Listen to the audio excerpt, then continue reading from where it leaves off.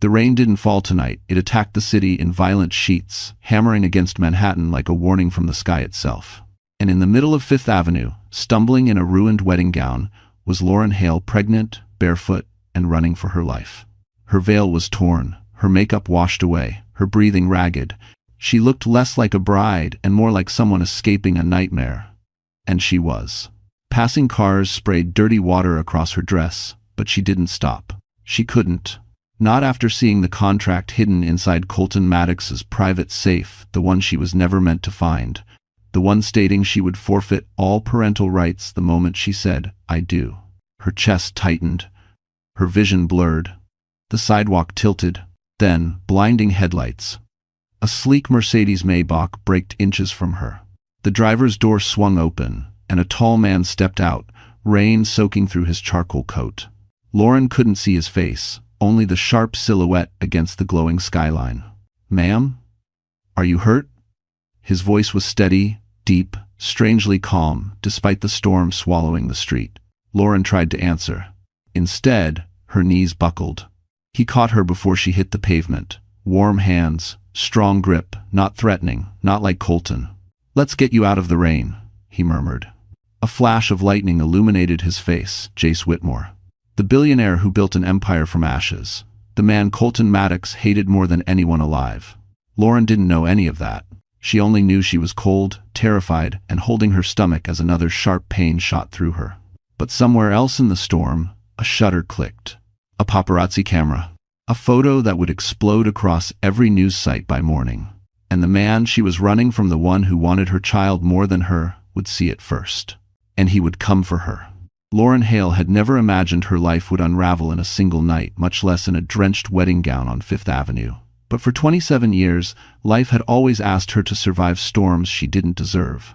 She just never expected the biggest one to arrive the moment she was supposed to walk down the aisle.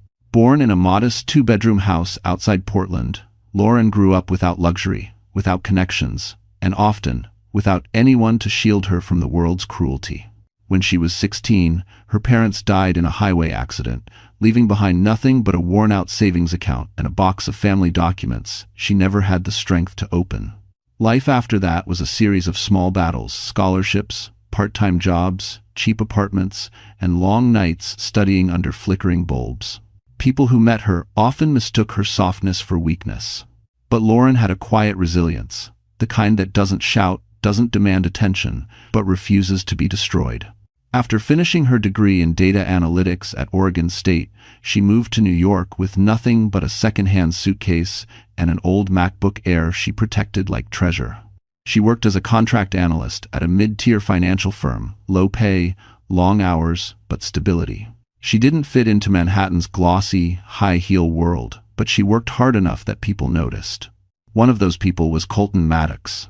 Colton had the kind of presence that made entire rooms shift. Sharp jaw, perfect suit, heir to a multi-billion-dollar empire. When he walked into her office for a contract review, Lauren assumed he wouldn't know her name. But he remembered it. Again and again. He sent flowers to her cubicle. He asked her to dinner. He acted patient, gentle, almost tender. It felt like a fairy tale. A real, impossible fairy tale. And when a man like Colton looked at a woman like her, the world whispered one word: lucky. But Lauren didn't fall in love with the money. She fell in love with the man who held her hand during late-night walks, who asked about her parents, who spoke about wanting a family one day. She fell for the version of him he wanted her to see. When she found out she was pregnant, Colton's reaction was immediate, joy too immediate, too rehearsed. But Lauren, desperate for love, ignored the unease in her chest. She never questioned why he insisted on handling the wedding arrangements, or why he hired private security to protect her during pregnancy, or why his mother kept asking what bloodline Lauren came from. She brushed off every red flag, until the day before the wedding, when she accidentally discovered a legal contract in Colton's safe. It was written by Maddox family attorneys, stamped with the corporate seal, and detailed a horrifying clause: she would have no legal rights to her child. The baby would be registered directly under Maddox Holdings as a future claim to a mineral estate, an estate Lauren didn't even know she had ties to. And suddenly, every gesture, every smile, every diamond ring felt like chains. She tried confronting him, But Colton only smiled and said she misunderstood. He kissed her forehead, told her she was emotional, and locked the document away. The next morning, she put on her gown and ran. Now, sitting inside a stranger's luxury car, soaked and shaking, Lauren realized she had stepped into a different kind of storm, one involving billionaire enemies, hidden legacies, and a baby she would die to protect. And beside her sat the one man Colton Maddox hated more than anyone alive. Jace Whitmore looked at her in a way that said he knew far more than he should, and that was when Lauren realized her nightmare had only just begun. The city outside the Maybach's tinted windows felt unreal to Lauren, like a world she no longer belonged to. Manhattan at night glowed with its usual arrogance, towering glass giants slicing into the storm, neon signs flickering across wet asphalt, and the endless hum of a city that refused to sleep. Yet tonight, everything seemed sharper, louder, as if the entire skyline was leaning in to watch her fall apart. Jace Whitmore drove without speaking. His hands rested calmly on the leather steering wheel, the dashboard lights reflecting off the stainless steel watch on his wrist.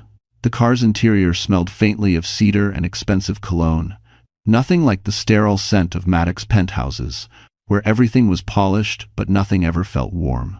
Lauren kept her hands over her stomach, fighting the tremors creeping through her body. The city blurred past, Wall Street's illuminated signs, the silhouette of the Brooklyn Bridge in the distance, the golden crown of the Chrysler Building shimmering through the rain. These were places she used to admire from afar on her bus rides, home after long shifts, symbols of the life she never expected to touch. Now she was in the middle of it, trapped between two giants who could crush her without blinking. The Maybach turned onto Park Row, gliding past the barricades near City Hall. Jace didn't drive like a billionaire. He drove like a soldier, steady, alert, calculating every move in silence. They stopped beneath the overhang of the Whitmore Tower, a 78-story column of steel and glass rising like a blade against the storm. The entrance glowed with soft golden lights, reflecting off the rain-soaked pavement. Lauren had seen the tower once in a magazine. It was described as the beating heart of Whitmore Innovations. Seeing it now in person, she felt impossibly small. Security guards stepped forward the moment the car pulled in, moving with synchronized precision. None of them asked questions. None of them even looked surprised. Jace simply nodded, and the world parted for him. Inside, the lobby felt like another planet, quiet, warm, and elegant in a way that didn't scream wealth but whispered it. Marble floors, gray stone walls, a massive digital art installation shifting like northern lights behind the reception desk. No cameras pointed at guests' faces. The privacy was intentional. Lauren felt the weight of her wet dress pulling at her, water dripping onto the immaculate floor. She clutched the fabric tighter, suddenly aware of how out of place she looked among the sharp lines and curated elegance. A woman in her 40s approached them, tall, poised, dressed in a tailored navy suit. "Mr. Whitmore," she greeted with a respectful nod. "Shall I prepare the executive suite?" Lauren blinked. "Executive suite?" Jace answered calmly. "No, the penthouse." Even the woman looked startled for half a second. They rode the private elevator in silence. The ascent was smooth, quiet, so quiet Lauren could hear her own heartbeat echoing inside her ribs. She gripped the rail, trying not to think about how far she was from everything she knew. From her old life, from safety, from certainty. When the doors opened, the penthouse revealed itself. Floor-to-ceiling windows overlooking the entire city, the skyline alive with lightning and shimmering reflections. A long wall of bookshelves. A grand piano. A minimalist living area filled with soft gray furniture. Everything looked curated, precise, almost too perfect. It was the home of a man who trusted no one enough to let anything be out of place. Lauren's breath hitched. "Why did you bring me here?" she whispered. Jace studied her, not with pity, not with curiosity, but with an unsettling familiarity, as though he already knew pieces of her story she had never shared. His answer was steady, almost quiet. "Because you're not safe anywhere else tonight." Before Lauren could speak, the elevator chimed behind them, unexpected, uninvited. And whoever stepped out was not supposed to be there. The elevator doors slid open with a soft metallic sigh, and Lauren felt her stomach twist. She hadn't heard footsteps. She hadn't heard a keycard swipe. But the air in the penthouse shifted the moment the stranger stepped out, like something dark had slipped into a space that didn't belong to it. He was dressed in a rain-slick black suit, droplets still clinging to his shoulders. His hair was perfectly styled, untouched by the storm. His expression carried the kind of smug confidence found only in men who believed the world owed them everything. Colton Maddox. Even from across the room, Lauren felt her pulse spike. The man she was running from, the man she almost married, the man who smiled like a savior but planned like an executioner. He stepped forward slowly, his shoes silent on the marble floor. "Lauren," he said, voice smooth as velvet yet terrifyingly cold. "You gave us quite a scare tonight." Us. Meaning his family. Meaning Maddox Global Holdings. Meaning the machine that owned nearly everything it touched. Lauren instinctively backed toward the couch. Her hands flew to her stomach, protective, trembling. How did you find me?" Colton's smile widened, but it didn't reach his eyes. "You left in the middle of our wedding. You disappeared from a secured venue, and you never made it to your bridal suite. Of course I found you. I always find what belongs to me."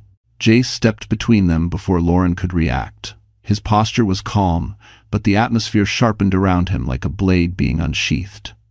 "She doesn't belong to you," he said quietly.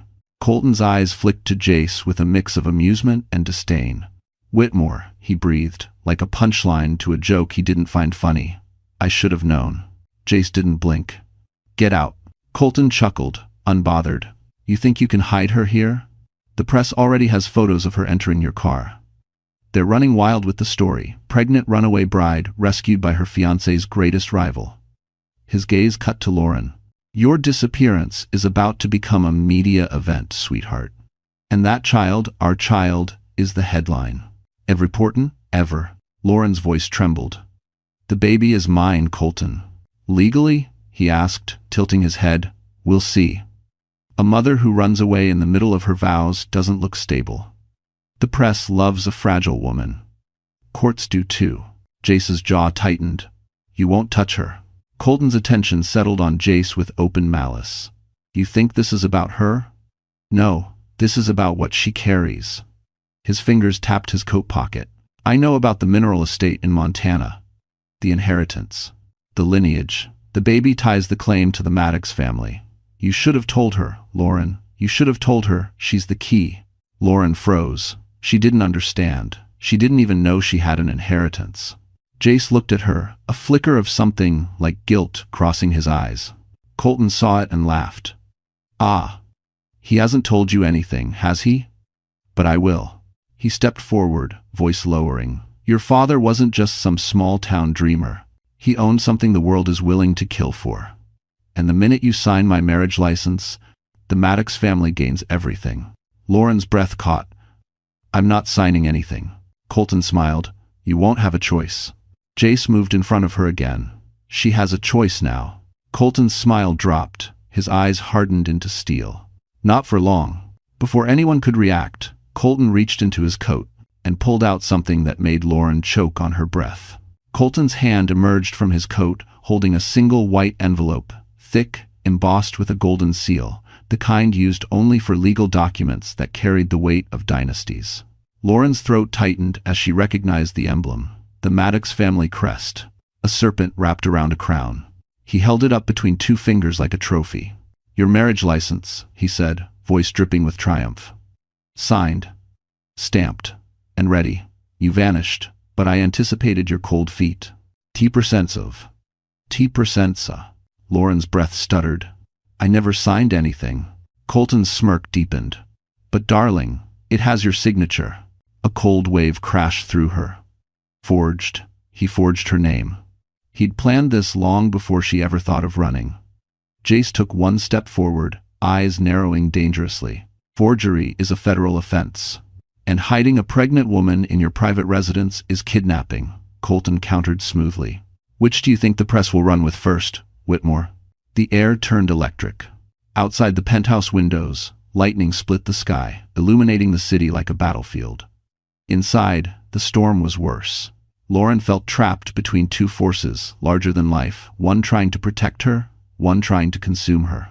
Suddenly, Colton pulled out his phone, clicked a button, and turned the screen toward them. A breaking news banner blared across it. Runaway bride rescued by billionaire rival questions rise about baby's father. Lauren's lungs constricted. The photo of her collapsing into Jace's arms was plastered across every major news outlet. Over 1 million shares in 20 minutes, Colton said proudly. By morning, the world will believe you fled our wedding because you were guilty. Guilty of what? Lauren whispered. Colton's smile turned venomous. Infidelity. Jace exhaled sharply. You're deranged. No, Colton said, sliding his phone into his pocket. I'm strategic. And Lauren, sweetheart, you are not a victim. You are leverage. He took a step closer. Lauren flinched. You carry the key to a multi-billion-dollar land claim. My family needs it. My board expects it. You think running to Whitmore changes anything? It only proves you're unstable, unfit, a threat to the baby's future. That baby is not a business asset, Lauren shouted, voice cracking. Colton's eyes glowed with something dark. Every legacy heir is an asset. Something inside, Lauren snapped. Anger replaced fear, burning hot through her veins. But before she could speak, Jace stepped in front of her again, blocking Colton with a calmness that felt like steel. You need to leave, Jace said. Now. Colton tilted his head, studying him like a problem to solve. Or what? You'll protect her? You don't know half of what she's carrying. Jace's jaw clenched. I know enough. I was no. No, Colton whispered. You know nothing, but I'll give you a little preview. He slipped his hand inside the envelope and pulled out a glossy photograph, old, weathered, stamped with a state seal. He tossed it onto the marble floor. It skidded to Lauren's feet. Her breath caught in her chest. It was her father, younger, standing beside powerful businessmen. And one of them was Jace's father. Lauren stared at Jace, confusion and betrayal swirling like the storm outside. Why is my father in this? She whispered. Jace didn't answer. Colton's smile sharpened. Go on, Whitmore. Tell her. Or should I? Jace finally spoke, voice low, strained. That's not the whole story, Lauren. Colton leaned in, whispering like a blade to the throat. Oh, but she's about to hear the whole story. Then he lifted the envelope again, revealing another document tucked inside. Lauren felt her knees weaken, because the next paper had her name and the word guardianship printed in bold. Lauren didn't remember falling. One moment she was staring at the word guardianship like it was a blade pressed against her throat, and the next her legs gave out, dropping her to the marble floor of the penthouse. The cold stones seeped through her soaked dress, her breath coming in thin, broken gasps, as if the air had turned too heavy to swallow. Lauren, Jace crouched beside her immediately, his hand hovering at her shoulder, hesitant to touch without permission. Breathe. Look at me. But she couldn't. Everything inside her was collapsing at once. Her father, the inheritance she never knew, the forged documents, the media-feeding frenzy. And now guardianship? Her baby. Her own baby. She pressed a trembling palm to her stomach, terrified it might feel different now that someone was trying to claim it like property. I didn't know, she whispered. I didn't know any of this. I didn't know anything. Colton stood over her, the way a king regards a fallen pawn. Of course you didn't. Your father hid everything from you. Whitmore here knows the story. His father certainly did. Jace shot him a lethal glare. Enough. But Lauren's world was spinning too violently to focus. Memories flooded her, her father's distant late-night phone calls, the envelopes he kept locked in a little steel box, the way he always double-checked the windows. She used to think he was just anxious. Now she understood he was protecting something. Protecting her. Her throat closed. I can't do this. I can't fight all of you. I'm not. She swallowed a sob. I'm not strong enough. Don't say that, Jace said firmly. But the steadiness in his voice only made her cry harder. How could she trust him? How could she trust anyone? He'd known pieces of her past, pieces she didn't even know existed. He had answers she didn't even know to ask. Her voice cracked. Did you know about this guardianship? Did you know what Colton was planning? Jace hesitated. That one breath of silence cut deeper than any knife. Lauren recoiled. You did. His jaw tightened. I didn't know the details. I only knew your father left something behind. Something important. Something dangerous for the wrong people to control. So you let me walk into a marriage with a man who wanted to steal my child? Her voice broke into a cry. You knew something, and you said nothing. Jace opened his mouth, then closed it. There was nothing he could say that would make this moment hurt less. Colton exhaled like he was bored. This emotional display is exhausting. Lauren, darling, you're coming home with me. We'll settle the legalities in the morning. As a gesture. Her head snapped up, eyes burning. I'm not going anywhere with you. Colton offered a cruel smile. The courts won't agree. Lauren curled in on herself, tears streaming down her cheeks. Why is everyone trying to take my life from me? Jace's expression shifted, no longer guilt, no longer conflict, something colder, sharper, protective. You're not going anywhere with him, he said quietly. Not tonight, not ever. Colton stepped closer, towering over them. And who's going to stop me? Before Jace could respond, Lauren suddenly grabbed the edge of the couch, struggling to pull herself up. A sharp pain stabbed through her stomach, intense enough to steal her breath. Jace's eyes widened. Lauren, what's wrong? She gasped, hand flying to her belly. I think something's happening. Another pain ripped through her. And then, her knees buckled again. Jace, something's wrong with the baby. If you have them, Porter. Lauren's cry echoed through the penthouse, slicing through the tension like broken glass. She doubled over, clutching her stomach as another wave of pain tore through her, sharper and more violent than before. Jace moved instantly, catching her under the arms, steadying her before she collapsed again. Lauren, look at me, he urged. Can you breathe? She tried, but the pain didn't let her. Her breaths came quick and shallow, panic mixing with physical agony. It hurts so much, something's wrong. Colton, unbelievably, looked irritated rather than concerned. She's pregnant, Whitmore. Pregnant women have cramps. She's fine. Jace snapped his head toward him, fury flashing across his features. You don't get to speak, not one more word. But Lauren's vision was blurring. Her knees trembled, her body folding in on itself like a failing structure. Jace lifted her carefully, guiding her to the long leather sofa, his hands steady despite the storm inside him. Where is your doctor? He asked. Lauren shook her head, tears spilling over. Colton, he said, I didn't need one. His family doctor, he controls everything. Jace's jaw ticked. Behind him, Colton's smug shrug said everything. Of course I control it, Colton said. This child is... Say it, Jace interrupted, voice low and deadly. Say it, and I'll throw you out of this building myself. Colton smirked. Asset. Lauren's sob tore through the room. Jace turned away before anger made him reckless. He knelt in front of her, softening his voice. Lauren, I'm calling my doctor. My team. You and the baby are going to be okay. Lauren clutched his sleeve, trembling. But, if the news sees this, if they find out where I am... They won't, Jace said. My building is sealed. My network is locked down. No one gets in. 1-4. Her head fell back as the pain surged again. Jace reached into the sleek drawer of the side table, pulling out a small biometric device. He scanned his thumb, activating a secure line on a hidden panel. A holographic interface flickered to life. Get Dr. Winslow here. Emergency obstetrics protocol. 10 minutes, Jace ordered. Yes, sir. A voice responded instantly. Colton scoffed. You're overreacting. Jace turned his head slowly, eyes like cold steel. And you're leaving. Thanks for watching. Colton's facade cracked for the first time, anger flashing. If you think I'm letting you play hero with my child.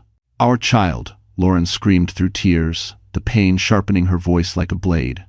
Not yours alone, never yours. Her breath hitched. Her face went pale, frighteningly so. Jace felt her pulse. Too fast, too stressed. He leaned close, whispering, Lauren, look at me. Has this happened before? She hesitated, then nodded weakly. Once. At the Maddox estate, a few weeks ago.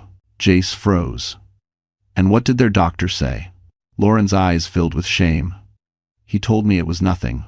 He said stress was my fault. Colton told him to discharge me. Jace closed his eyes, pain slicing through him. They hid something from you. Colton straightened, adjusting his cufflinks. She was fine then, she's fine now. Stop dramatizing. Colton, Jace said softly, shut your mouth. And then Lauren whispered something so faint he almost missed it. he said. There was a risk. Jace's head snapped up. Risk of what? Lauren looked at him with terror in her eyes. A genetic risk. Something in your father's records, Colton. Something they said only Maddox heirs could carry. Jace went still. Colton's expression flickered panic, horror, then rage. Lauren, you weren't supposed to know that. The entire room changed temperature. Lauren clutched her belly, crying out again. And Jace rose slowly, like a man who had just realized he'd been dragged into a war older than he knew. Colton stepped back, because the truth Lauren wasn't supposed to know was hidden in the one medical file Colton would burn the world to keep buried. Dr. Winslow arrived within minutes, gray hair, navy scrubs, and the calm authority of someone who delivered children for 3 decades. She hurried to Lauren's side, placing a portable monitor against her stomach as Jace hovered like a shadow, tension radiating off him. Lauren lay back on the sofa, breath shaking, face pale under the warm penthouse lights. She felt like she was drifting between fear and consciousness, her body no longer obeying her. Her blood pressure is dangerously high, Dr. Winslow murmured. Stress-induced, but with her history. She paused, glancing at Jace with a warning that made Lauren's skin crawl. We need to stabilize her immediately. Colton stepped closer. Give her something, and let's go. I'll take her home. Jace moved in front of him so fast the air shifted. She's not leaving with you. Dr. Winslow raised a hand, cutting through the tension. If she moves right now, the risk doubles, possibly triples. Lauren's breath hitched. Risk of what? The doctor hesitated, then sighed. Premature labor, complications, and in her case, genetic vulnerability. Lauren's heart stopped. Jace stiffened beside her, jaw clenching. Colton went silent, eyes darkening. What genetic vulnerability? Lauren whispered. Someone tell me the truth. Colton's voice cut through the room. You weren't supposed to know. Then tell her, Jace snapped. Dr. Winslow inhaled slowly. Your baby may carry a hereditary condition found in the Maddox bloodline. It can be dangerous if not monitored correctly. Lauren blinked. What condition? No one answered. The silence suffocated. Then Jace knelt beside her, lowering his voice.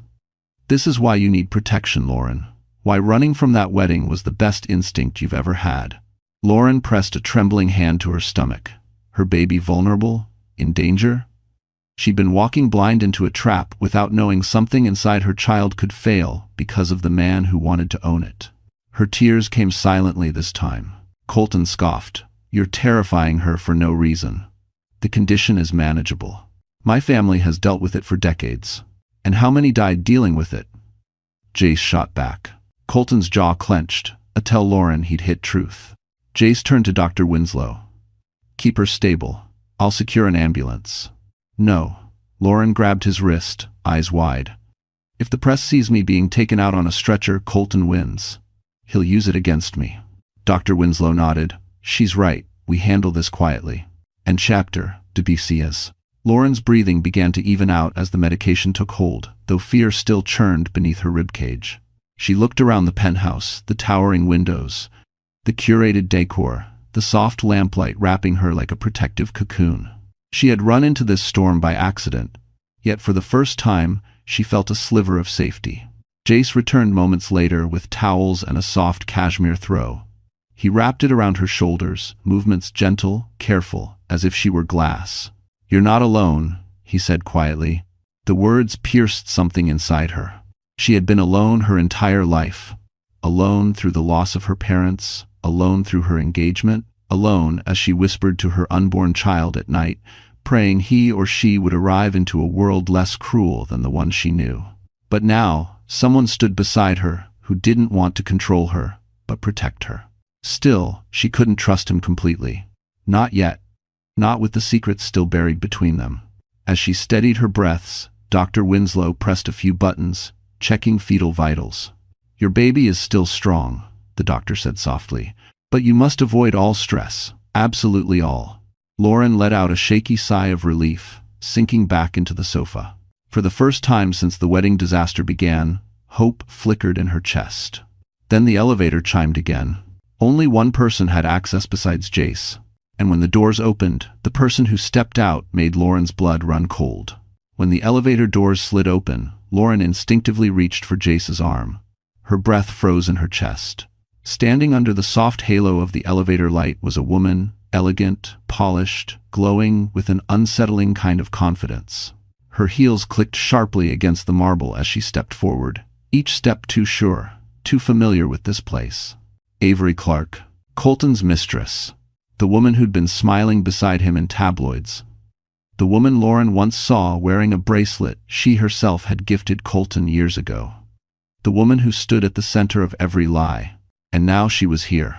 Avery? Jace's voice dipped into something colder than disbelief.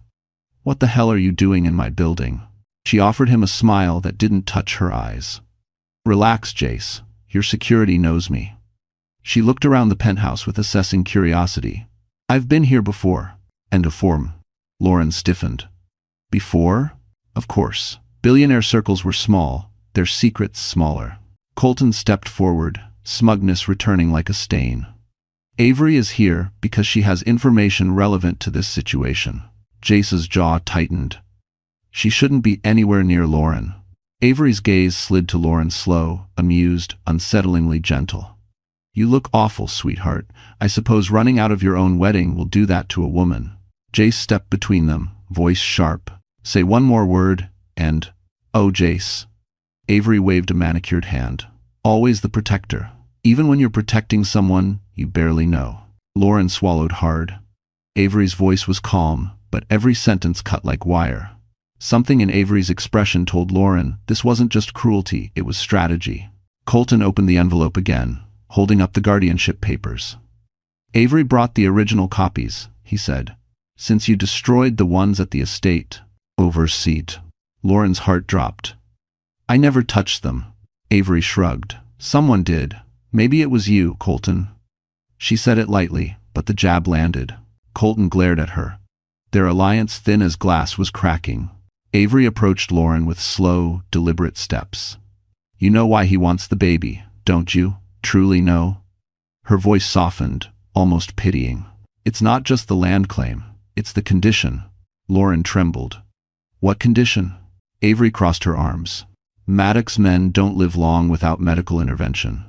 The mineral estate your father left behind, it contains the rare metals needed for the treatment. Without access to it, Colton's life expectancy. Colton hissed, shut your mouth. But Avery didn't. She smiled at Lauren. He doesn't want the baby for the company, sweetheart. He wants it because Maddox heirs are the only match to continue extracting the metals needed for his treatment. It's not about business. It's about survival. And for it. The room went still. Lauren's pulse pounded in her ears, her child being hunted for its DNA, for medical greed. Her chest tightened, fury mixing with terror until she could barely breathe. Jace exhaled slowly, the final piece of the puzzle falling into place. So that's the truth, he whispered. The Maddox legacy isn't wealth, it's dependency. Colton lunged toward Avery, but she dodged lightly, smirking. Relax. I didn't tell her the worst part. End quote. Jace stepped in front of Lauren again, shielding her. What worst part? Avery looked directly at Lauren, her eyes dark with something between compassion and cruelty. Your father didn't die in an accident. He was murdered. Lauren felt the world collapse beneath her. Jace froze. Colton snapped. Avery. She only smiled. And the man who ordered it is standing in this room. For a full 10 seconds, no one breathed. Lauren sat frozen on the sofa, her fingers digging into the cushions as Avery's words echoed through her skull. Your father was murdered. The room seemed to tilt, the city lights behind the glass warping into streaks of gold and storm blue. She felt as though she were sinking underwater, every sound muffled except the frantic pounding of her own pulse. Jace was the first to move. He stepped toward Avery, expression darkening into something lethal. If you're lying, Avery held up both hands. I'm not. I swore loyalty to the Maddox family, not to Colton. And the truth is, your father, Lauren, became a threat the moment he refused to sign over the mineral estate. She paused, letting the words settle. Colton's father ordered the hit, and Colton approved the payout. Lauren's vision blurred, her breath caught in her throat, sharp and painful. No, my father died in an accident. That's what they told me. Borda. That's what they crafted for you, Avery replied. A clean story, a closed investigation, paid off authorities. They needed you naive and unprotected. Lauren's hands trembled violently. The betrayal was too big to comprehend. Her entire life built on a lie arranged by the man she'd almost married. Jace turned slowly toward Colton, eyes glacial. You involved her father in your family's medical supply chain. When he wouldn't turn over the estate, you murdered him, and then targeted his daughter for the baby she would eventually carry.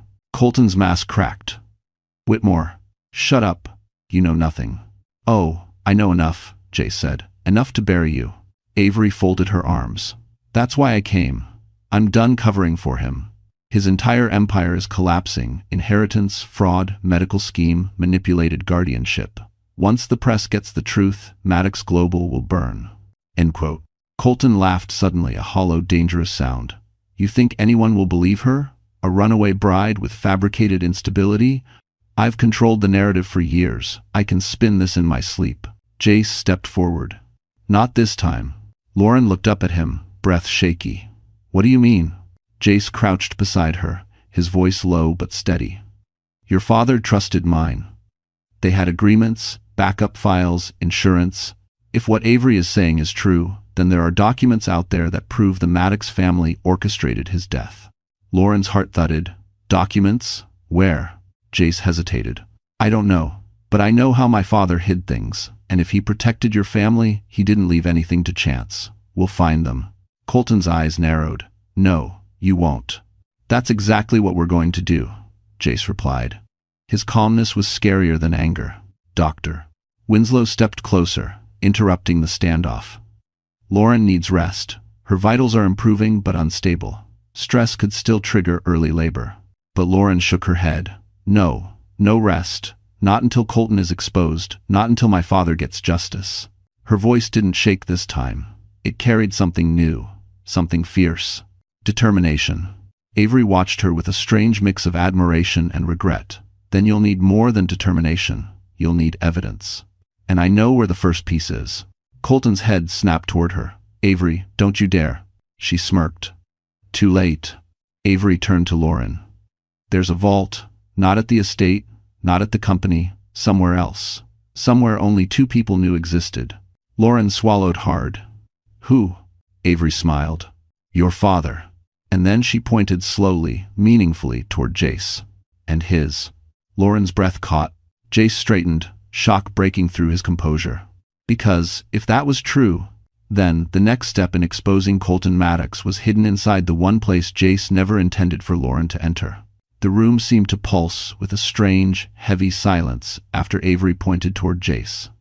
Lauren felt her heartbeat echoing in her ears, steady, stronger than before, fueled now by something sharper than fear. A mission. A truth she needed to uncover. A father she needed to vindicate. But before she could speak, the penthouse elevator chimed again. Every head snapped toward it. This time, when the doors opened, no elegance stepped through, no Avery, no threat, no billionaire. Instead, a young man stumbled out, drenched from the storm, hair plastered to his forehead, clutching a leather messenger bag to his chest like a life raft. Wait, he gasped. Don't kick me out. I have something she needs. 2 Whitmore security guards followed him, each holding an arm, clearly having dragged him in against his will. The smaller guard said he insisted he knew Miss Hale, tried to force his way in through the loading dock. Should we? No, the young man cried. I'm her father's intern. I worked for Daniel Hale before he died. Please, let me talk to her. Lauren's breath caught. What's your name? Eli, he said, voice cracking. Eli Mercer. Her heart squeezed. She remembered the name. Her father had once mentioned the bright kid who asked too many questions. He said it fondly, warmly, like he rarely spoke about anyone else. Jace nodded at the guards. Let him go. Eli stumbled forward, nearly tripping over his soaked sneakers. He reached into his messenger bag with shaking hands, pulling out a stack of documents wrapped in plastic. These were hidden in your father's workshop, he said, thrusting them forward. He told me to keep them safe, just in case anything ever happened to him. Eli's eyes glossed with pain. I didn't understand what he meant until it was too late. He's quite left. Lauren reached out with trembling hands and took the documents. The plastic crackled as she peeled it back. Inside were blueprints, land deeds, and handwritten notes in her father's unmistakable scrawl. Her eyes filled with tears at the familiar loops and slants of his handwriting. He knew, Lauren whispered. He knew they were coming for him. Eli nodded desperately. Yes.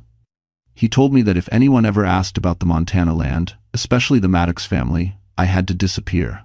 I did. For years. But when the news broke tonight, when I saw your face on every screen, his voice broke. I knew I couldn't hide anymore. Colton rolled his eyes. This is pathetic. That land is tied to Maddox inheritance law. Whatever little notes your father scribbled won't hold. Eli cut him off. Daniel Hale didn't just own the mining rights. He stepped closer, anger trembling through his voice.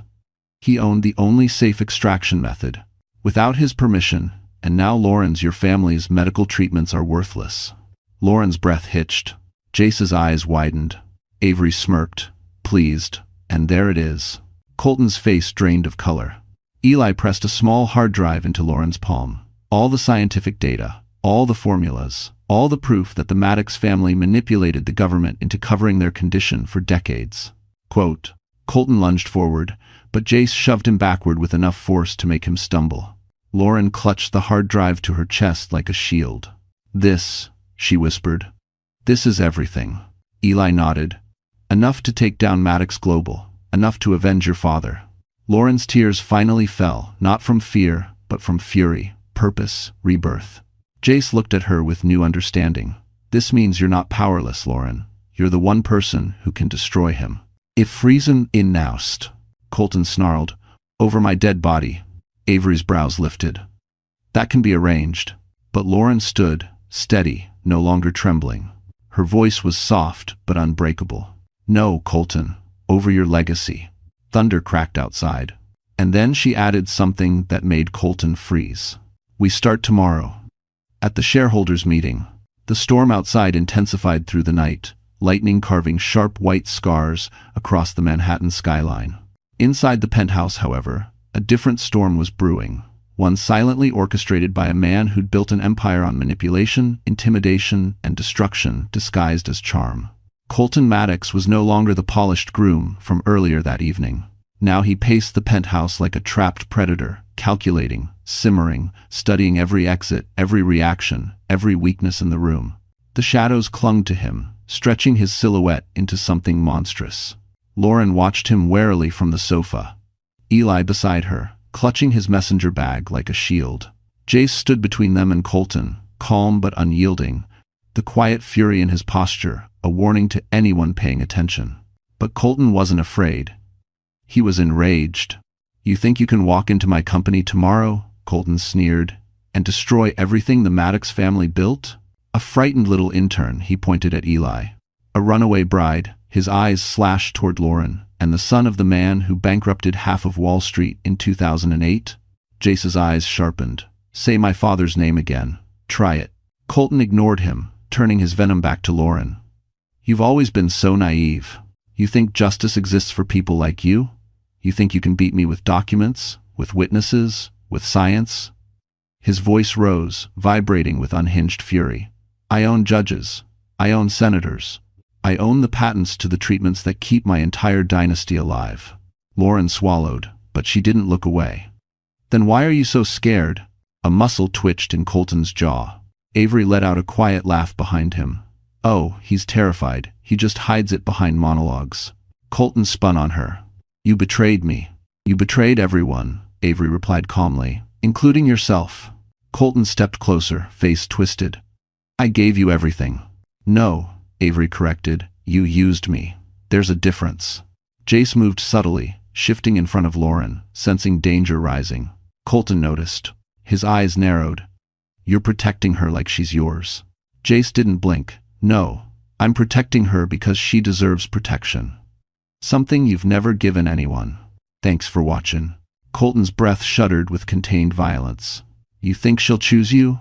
You think you'll play hero and ride into the sunset? She doesn't know you, Whitmore. She doesn't know what your family did. She doesn't know what you're capable of. Lauren tensed, sensing the trap in his voice. What are you talking about? Colton smiled, the kind of smile that belonged to a man who just found the perfect blade. Ask him, he said softly. Ask Jace why his father had access to your father's research. Ask him why the Whitmore estate was the last place your father visited before he died. Lauren's heart quickened. Jace, is that true? Jace inhaled slowly, the weight of truth heavy on his shoulders. Your father and mine worked together. Yes, they were partners in protecting the Montana estate, but my father didn't. Colton cut him off with a laugh. Didn't what? Didn't push Daniel Hale toward the Maddox family? Didn't convince him to negotiate with us? Didn't profit from the minerals? Jace's fists clenched. Lauren's breathing turned shallow. The room felt smaller. Colton's voice echoed in her ears like poison dripping steadily, infecting every doubt she'd ever carried. Colton stepped closer, lowering his voice until it slithered into her bones. Lauren, you ran from the wrong man. Jace stiffened. Don't listen to him. If you form us. But Colton wasn't finished. Ask yourself this. Why did Jace show up the exact moment you ran? Why did his security let you in? Why was he already tracking Maddox transactions related to your estate? Lauren's pulse hammered. Jace, she whispered. He opened his mouth, but the penthouse lights suddenly flickered, then went black. A power outage swept across the tower, and in the darkness, a single sound echoed, the metallic click of someone chambering a bullet. Darkness swallowed the penthouse, thick and total. Lauren froze, every muscle tightening as the metallic click echoed again, sharp, cold, unmistakable. A gun. Someone had brought a gun into Whitmore Tower. Eli let out a strangled gasp.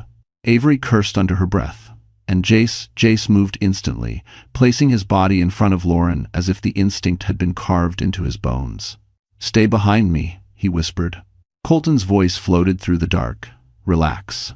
If I wanted her dead, she wouldn't have made it out of the chapel. But you want something worse, Avery shot back. Control. The emergency generators hummed to life. A soft red glow illuminated the penthouse, just enough to reveal Colton standing still, empty hands raised mockingly, as if daring them to accuse him. I didn't bring the gun, he said, but someone in this room did. Lauren's breath trembled. Who? But no one answered. A security alarm chimed distantly, signaling backup power failure across several floors. Jace's jaw flexed. Someone had intentionally cut the systems. This wasn't an accident. This was an attack. He tapped his watch twice, activating a silent alert to his head of security. We're going downstairs, he said, gripping Lauren's arm gently. We're leaving the tower until we know who's inside. Colton smirked. Running away again? A pattern. Protecting her, Jace corrected. A concept foreign to you. But it wasn't Colton Lauren was afraid of right now. It was the darkness between them, the missing pieces in Jace's story, the shadows in his eyes whenever her father's name was mentioned. Yet, she followed him. Security met them at the private elevator. Within minutes, Jace had them escorted to an underground garage, then into a black SUV with tinted bulletproof glass. Lauren leaned into the leather seat, trembling not from fear this time, but from uncertainty. Where are we going? She whispered. Somewhere safe, Jace replied. Eli clutched his messenger bag. Is anywhere safe? Yes, Jace said. My public. Lauren blinked. Your what? He met her eyes. Tomorrow morning, I'm holding a press conference. Avery raised a brow. You're going to air Maddox's crimes in front of the entire city? No, Jace said calmly. I'm going to tell the world the truth about Lauren. Lauren's chest tightened. Jace, no, I already look unstable. Because Colton crafted that narrative, Jace said. I'm about to dismantle it. The SUV cut through the rain-soaked streets toward Midtown. Jace continued, I'll confirm your father's research existed. I'll confirm Maddox Global tried to seize it. I'll reveal the forged marriage license and the guardianship attempt. The world needs to know you ran because you were in danger, not because you were guilty. Lauren shook her head, overwhelmed. People will think you're doing this for attention. I don't care what they think, he said. I care that you're protected. Avery smirked. Colton will lose his mind. Good, Jace said. Let him. The SUV pulled into an underground entrance beneath Whitmore Square, the headquarters of Jace's company. Dozens of security officers lined the route to a private conference hall. Lauren's heart hammered as she stepped out. The air smelled faintly of ozone and polished wood. Reporters would flood this place in just hours. Cameras, lights, headlines. "Are you ready for this?" Jace asked quietly. "No," she whispered honestly, "but I'm ready to stop being afraid." For the first time, Jace allowed himself a faint smile. "Then let's begin." But as they reached the door to the main hall, Jace's head of security rushed toward them, pale and breathless. "Sir, there's a problem." Jace stiffened. "What now?" The guard held out a tablet showing a breaking news bulletin. Lauren felt the world tilt. Colton Maddox was already on live television, and he was naming Jace Whitmore as the man who abducted Lauren and the unborn baby. Lauren stood frozen as the tablet screen lit up with Colton's perfectly rehearsed performance. On national television, framed by the gleaming Maddox Global logo, he looked polished, composed, tragically concerned, the living embodiment of a billionaire victim. "My fiancée," Colton said, voice trembling just enough to seem sincere, "was abducted from our wedding venue by Jace Whitmore. He exploited her vulnerability. He manipulated her.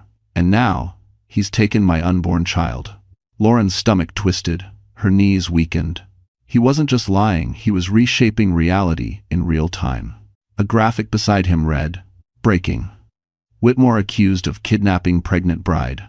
Jace slammed the conference hall door so hard the hinges rattled. "He's staging a full-scale smear campaign." Avery muttered, "He's good. Evil, but good."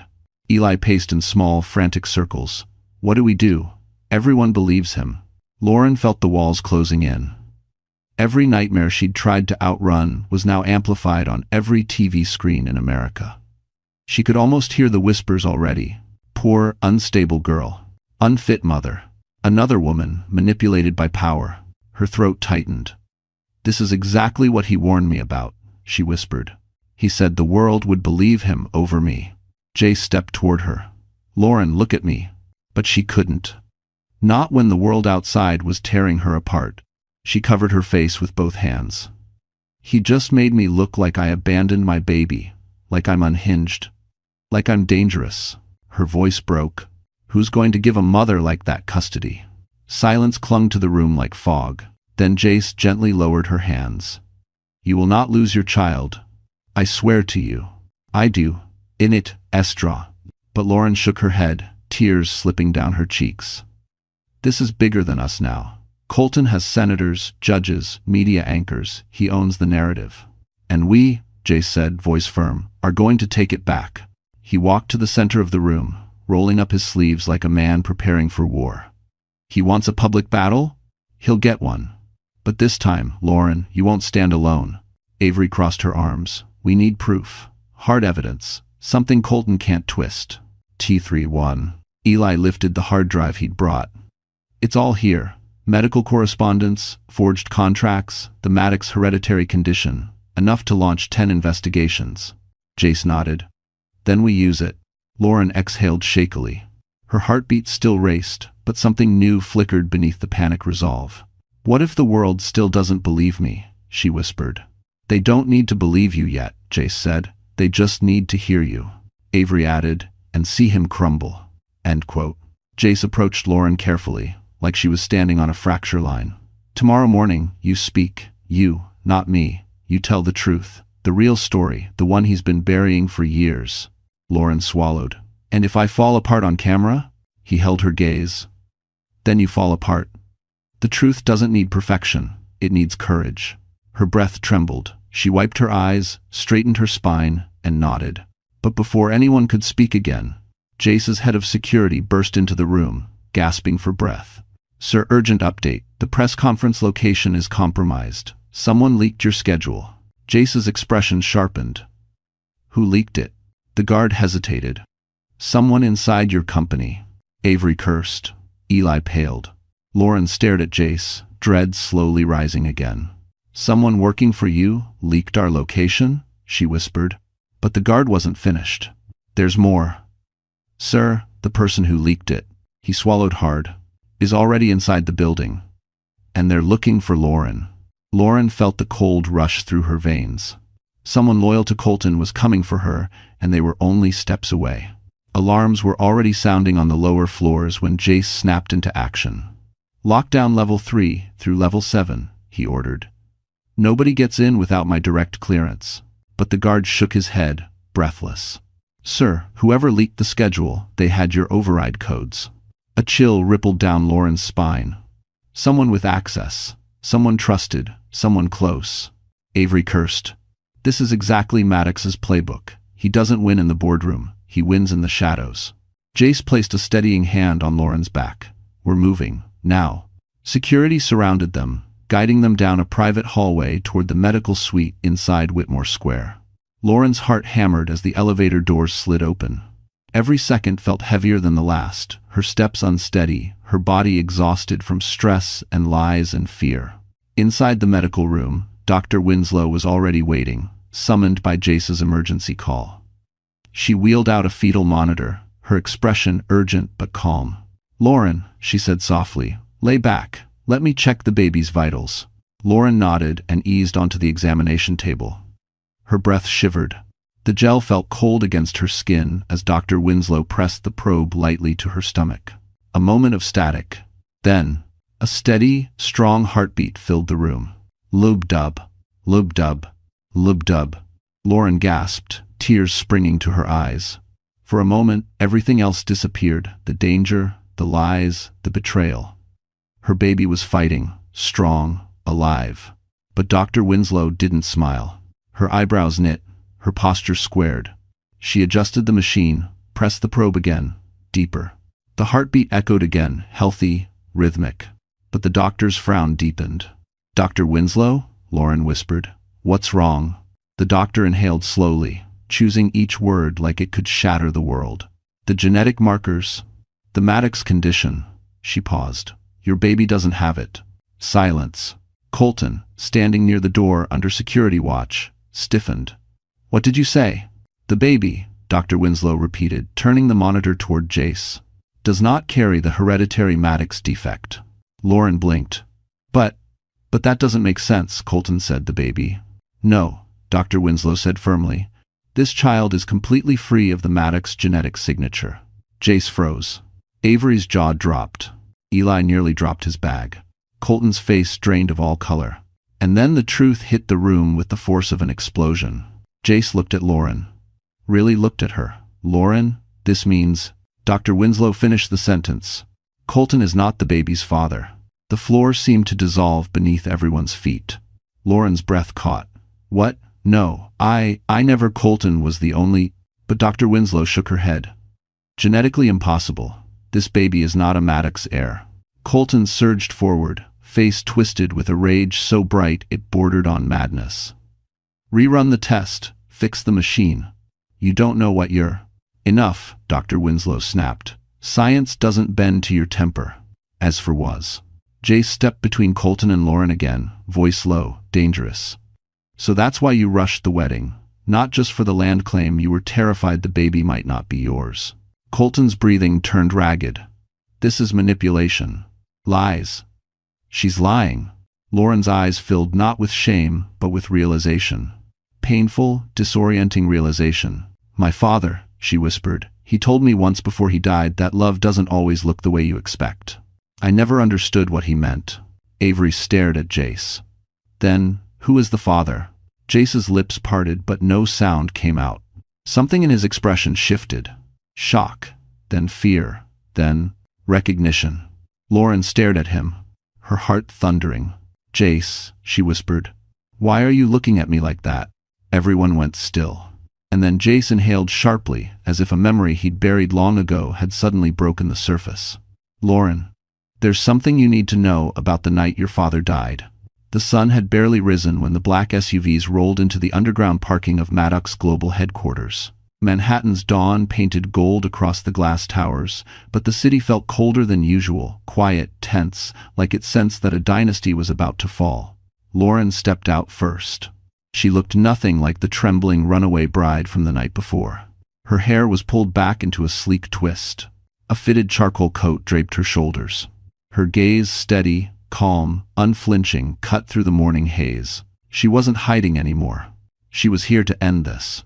Behind her walked Jace, Avery, Eli, and two discreet security officers. But even with their presence, Lauren felt the weight of what she was about to face. Maddox Global wasn't just a company. It was a fortress, one built on centuries of power, deceit, and blood money. But now she had truth, evidence, and something more dangerous: resolve. The lobby erupted in murmurs the moment she stepped in. Reporters swarmed behind barricades, shouting her name, her pregnancy already trending across every platform. Jace stood close, shielding her from flashing cameras. Avery leaned over. "Remember, if you show fear, they'll think they own you." "I'm not afraid anymore," Lauren whispered. She meant it.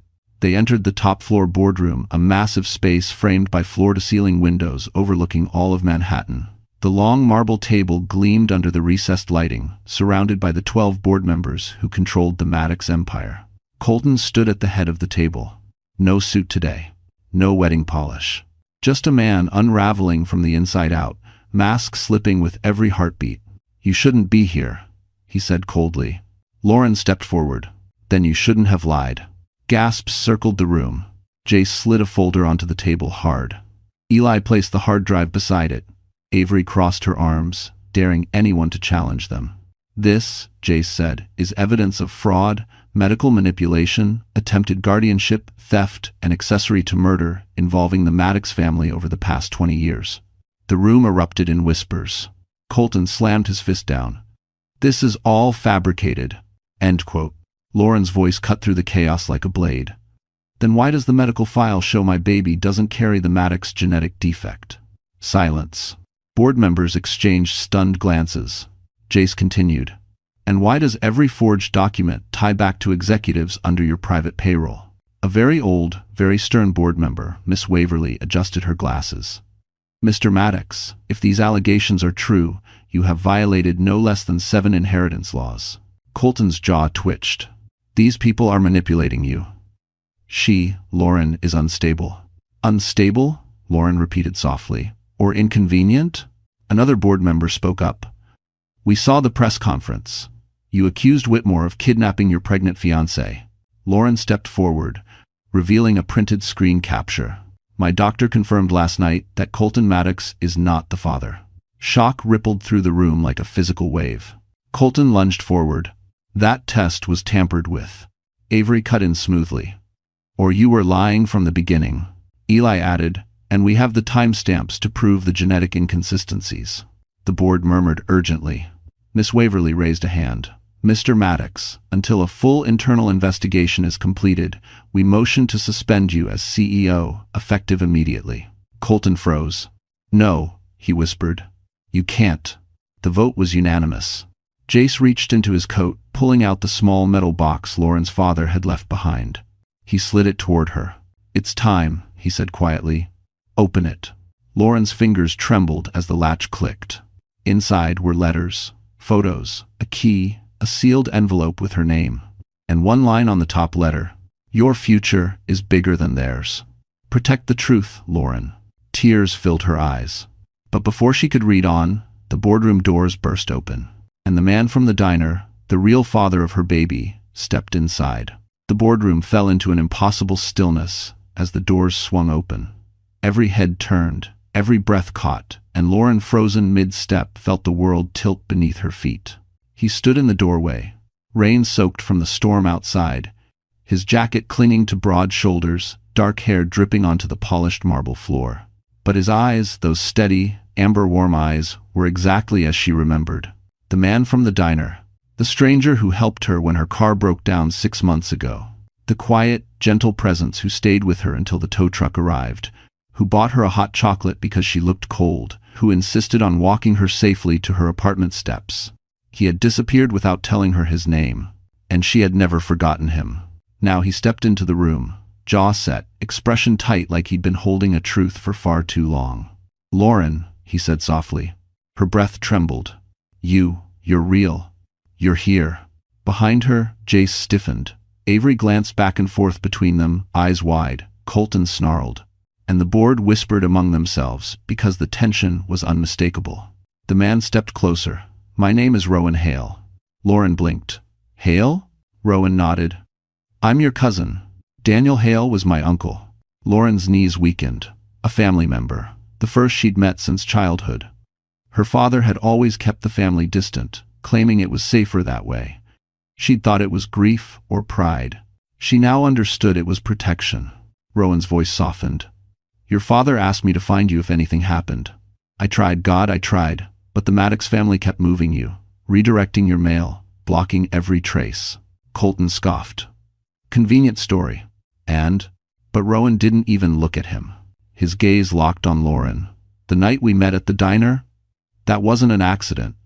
I found records showing Maddox agents were following you. I intervened. Lauren swallowed. You saved me? Rowan nodded once. I wanted to tell you the truth, everything. But I also didn't want to pull you into the war your father died trying to end. Avery muttered under her breath. Well, too late for that now. Rowan continued, voice steady. After your father died, he left instructions, letters, warnings, and one more thing. He turned toward the boardroom, lifting a folder. Proof that the Maddox patriarch ordered Daniel Hale's murder. The board erupted. Colton slammed his hand down. This is a setup. Rowan's calm didn't break. There's also DNA evidence proving the child Lauren carries cannot biologically be yours. He paused. Which your father also knew. Lauren felt tears slip down her cheeks. Why? Why me? Why did they come after me? Rowan looked at her gently. Because you carry the unbroken Hale lineage. Because your father was the only one capable of producing the mineral extraction methods Maddox needed. Because you inherited everything they wanted but couldn't legally take. Then Rowan added, voice softer. And because you're stronger than they ever expected. Lauren's heart clenched. Colton, losing control, lunged across the table toward Rowan, but Jace caught him by the collar, slamming him back against the marble wall. You're done, Jace hissed. Board members rose from their seats in chaos, shouting motions, demanding security, calling for immediate removal of Colton Maddox as CEO. It was collapsing now faster, heavier, more violently than Colton had ever imagined. His empire was burning, and Lauren stood at the center, not as prey, but as judgment. Rowan stepped beside her. There's more, Lauren. Something your father wanted you to know. She looked up at him, breath shaking. What is it? Rowan opened the next document in the folder. Your father didn't just leave you land, or research, or warnings. He turned the page. He left you ownership. Lauren's pulse stopped. Ownership of what? She whispered. Rowan met her eyes. Of the entire mineral estate. And the patent that can shut down Maddox Global forever. To heaven. To heaven. To heaven, to heaven. The boardroom had erupted into chaos, but for the first time since the nightmare began, Lauren felt something unfamiliar rising inside her strength. Not the desperate kind she had clung to for months, but a grounded, anchored certainty. The truth was out. Her father's legacy was no longer buried. And Colton Maddox, a man who had controlled her future like a puppet master, was losing every string. Rowan placed the proof in front of the board, signed affidavits, timestamps, sealed letters from Daniel Hale warning of the Maddox family's intentions, and the patent papers that undermined the entire Maddox medical empire. The documents glowed under the boardroom lights, each one a fatal blow to Colton's dynasty. Miss Waverly, the eldest board member, cleared her throat. Mr. Maddox, these papers confirm that your family has illegally manipulated mineral extraction and medical access for decades. You have committed fraud, coercion, and conspiracy. I did what I had to do, Colton roared, veins bulging. My family would have died without the treatment. You don't understand, this was survival. Lauren stepped forward, voice calm yet sharp. You don't cure suffering by creating more of it. Colton locked eyes with her. Hatred. Desperation. You ruined everything. Dashin 44. No, Lauren said softly. You did that yourself. Security approached him, but Colton shoved them away, chest heaving. This isn't over. Hale blood will always belong to Maddox. Rowan cut in. Not anymore, not with her holding the patent. And not with me exposing your father's involvement in the murder, Avery added coldly. Checkmate, Colton. Jace stepped closer, face inches from Colton's. You're finished. Colton lunged not at Jace, not at Rowan, but at Lauren. He reached for her wrist, rage twisting his features. But he never made contact. Jace moved first, grabbing Colton by the collar and slamming him onto the conference table, so hard the glass cracked underneath the impact. Rowan rushed in, pinning Colton's other arm. "Touch her again," Jace growled, breath shaking, "and no investigation in the world will save you." Security swarmed in, finally pulling Colton from their grip. The board member nearest them announced, "Mr. Maddox, you are hereby stripped of all executive power, effective immediately." His screams echoed down the hallway as they dragged him away, a dethroned king with no kingdom left to rule. Silence fell. A different kind of silence, one filled with relief, release, and the faint spark of hope. Lauren exhaled as though she had been holding her breath for years. Her hands trembled, but not from fear this time, from victory. From reclaiming everything stolen from her father, her child, herself. Miss Waverly stood and approached her. "Miss Hale, with your ownership of the mineral estate and the patent rights, you have the authority to greenlight new ethical treatment protocols. We would like to offer you temporary oversight while the company undergoes restructuring." Lauren opened her mouth, but no sound came out. She looked at Rowan, at Avery, at Jace. Each of them nodded in support. "Your father would be proud," Rowan whispered. Tears filled her eyes. "I just want the truth honored. And the cycle to end." Jace touched her hand gently. "You ended it today." But before she could respond, security rushed back into the boardroom, faces pale. "Miss Hale, Mr. Whitmore Rowan, there's a situation outside." Lauren's heart tightened. "What now?" The guard swallowed hard. Colton Maddox escaped custody during transport. Avery cursed under her breath. Jace stepped closer to Lauren. Rowan scanned the exits. The guard continued, voice trembling, and he took someone hostage on the way out. Lauren felt her blood run cold. "He took the person who leaked your location, and he's demanding one thing, you." Lauren felt the cold sweep through her chest like a tidal wave. Colton Maddox escaped, hostage taken, and now demanding her. The last convulsion of a dying tyrant. Rowan stepped in front of her immediately. "You're not going anywhere near him." Jace stood beside her, voice low, firm. "He wants control. He wants leverage. He's never getting either again." But Lauren shook her head, not in fear, but in clarity. "No more running. This ends today. On my terms." Avery exhaled, watching Lauren with something like awe. "Then let's finish this." Police led them to the abandoned loading dock where Colton had barricaded himself. SWAT vehicles surrounded the perimeter, red and blue lights bouncing off steel and concrete. Officers whispered updates into radios. Helicopters rumbled overhead. And at the center of it all stood Colton, face wild, hair disheveled, desperation radiating from every inch of him. One arm locked tightly around a terrified junior employee from Whitmore Innovations, the mole he had used to leak Lauren's location. The other hand waved a gun. When he saw Lauren, his eyes ignited. "There you are," he hissed. "You run, you hide, you lie, you try to ruin me, but I always win, always." End quote. Lauren stepped forward, ignoring the shouts from officers. She kept her hands visible, voice steady. "You've lost, Colton. The board removed you. The truth is out. My father's legacy is protected. The baby isn't yours. There's nothing left for you to control." He snarled, pressing the gun harder against the hostage's temple. "You think this is over? You think you'll walk away happy? You killed everything I built." "No," Lauren said, her voice soft but unbreakable. "You built your own destruction." Jason Rowan flanked her slowly, eyes locked on the gun. Colton's voice cracked.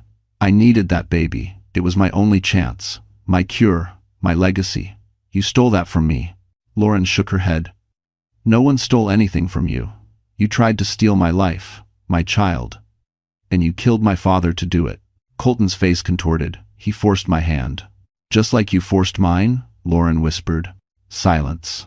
She stepped closer, not recklessly, but powerfully.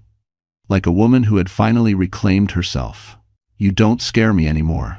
Colton's hand shook. For the first time, fear flickered in his eyes. "Stop, don't come any closer." But Lauren did. One step, then another. "You can't hurt me," she said, "because you already lost." The hostage saw an opening just 1 second of Colton's hesitation and ducked. Rowan lunged, knocking the hostage out of the line of fire. At that exact second, officers surged forward.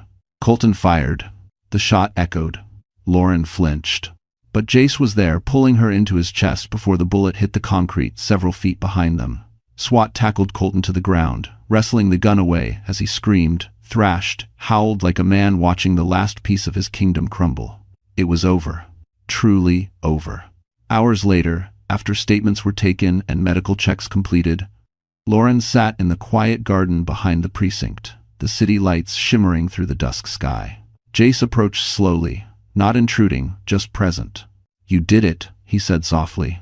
Lauren rested a hand on her belly, tears warming her cheeks, not from fear, from release.